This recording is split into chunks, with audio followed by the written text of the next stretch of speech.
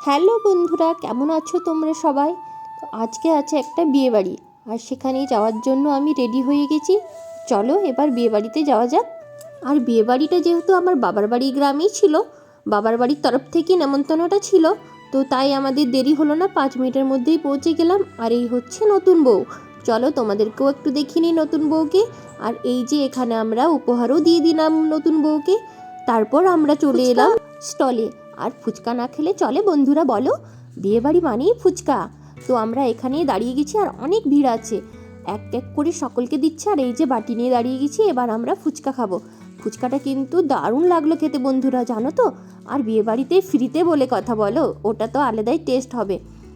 Unlimited fuchka দেওয়া হচ্ছিল, যে যত খুশি খেতে পারে। এখানে আমার মেয়ে কিন্তু বেশ অনেকগুলো ফুচকা খেলো, আর আমিও খেলাম, কর্তামশাইও খেলো, বৌদি খেলো, ভাইপো ভাইজি সবাই খেলো। তারপর আমরা চলে গেলাম এখানে ডিজে সিস্টেমে, যেখানে নাচা গানা করছিল সবাই, সেখানেও আমরা উঠে গেলাম।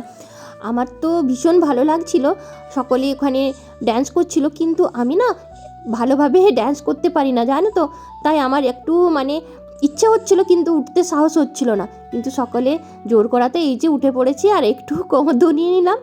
তারপর অনেকেই দেখছিলাম ড্যান্স করছিল, তাই আমারও ইচ্ছে হলো যে চলো একটু উঠে নিই, সবাই মিলে ফুর্তি করে।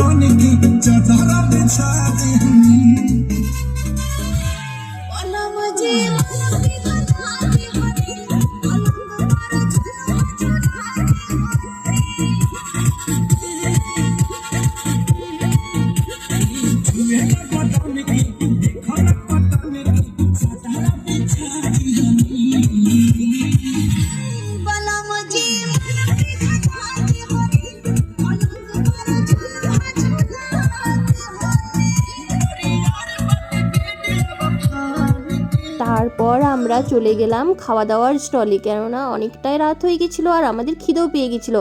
চলো এবার তোমাদেরকে মেনুটা বলি। প্রথমে দিয়ে দিয়েছিল স্লাট আর বেগুনি, যেগুলো আমাদের খাওয়া হয়ে গেছিলো। তারপরে ছিল নান, ডাল মাখানি আর মিক্স ভেজ।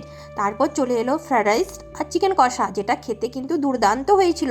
আমার তো বরাবরই ফ্রায়েড রাইস আর চিকেন কষা ভীষণই ভালো লাগে। আর নানগুলো কিন্তু বেশ সফট হয়েছিল, খেতে খুবই ভালো লাগছিল। আমরা তো পুরো পেট ভরে খেয়ে নিলাম। তারপরে খাওয়া দাওয়ার পর একটু এই যে ছেলে বলছে আমি এখানে নাচও করব, তাই ওকে একটু নামিয়ে দিলাম। আর দেখো কত দুষ্টু, ওর চপ্পলগুলো কিন্তু পরেনি, খুলে দিয়েছে। আর এখানে ওই যে বদমাইশি করছে, তার সঙ্গে একটু ড্যান্সও করে নিচ্ছে।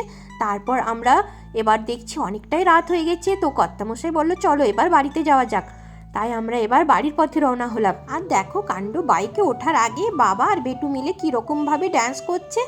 ছেলেও যেমন তার পাপাও তেমন, একদম সে বলে না সিপাইকা ঘোড়া, আর কুচ নেই তো থোড়া থোড়া, সেরকমই। তো দেখো ওদের ড্যান্সটা ভীষণই সুন্দর লাগছে দেখতে, তাই আমি একটা ক্যামেরা বন্দি করে নিলাম। আর দেখো এইভাবে এইরকম করে জিমনাস্টিক করে আমার ছেলে, কি সুন্দর করে তাই না? আমার তো দেখতে বেশ ভালো লাগে।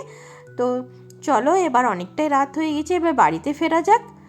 তো আমার ভিডিওটা তোমাদের কেমন লাগলো অবশ্যই জানিও, কিন্তু যারা ইউটিউব থেকে দেখছো তারা আমার চ্যানেলটিকে সাবস্ক্রাইব করে দিও, আর যারা ফেসবুক থেকে দেখছো তারা অবশ্যই ফলো বাটনটি টিপে দিও।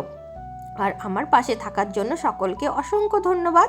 যারা আমাকে প্রতিনিয়ত কমেন্ট করো তাদেরকে অসংখ্য অসংখ্য ধন্যবাদ, লাইক করো তাদেরকেও অসংখ্য ধন্যবাদ। তোমাদের এক একটা কমেন্ট কিন্তু আমার নতুন করে কাজ করার অনুপ্রেরণা যোগায়। তোমাদের সঙ্গে গল্প করতে করতে আমি বাড়িও চলে এলাম।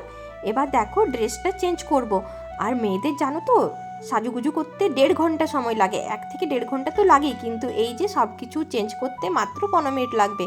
এটাই হচ্ছে মেয়েদের রহস্য, সাজতে অনেকটা টাইম লাগে, কিন্তু তারপরে এই যে মেকআপ টেকআপ তোলাতুলি, শাড়ি টাড়ি চেঞ্জ করা করি একদমই কম সময়ের মধ্যে হয়ে যায়। তো বন্ধুরা তোমাদের যদি ভালো লাগে তো অবশ্যই লাইক কমেন্ট করে পাশে থেকো।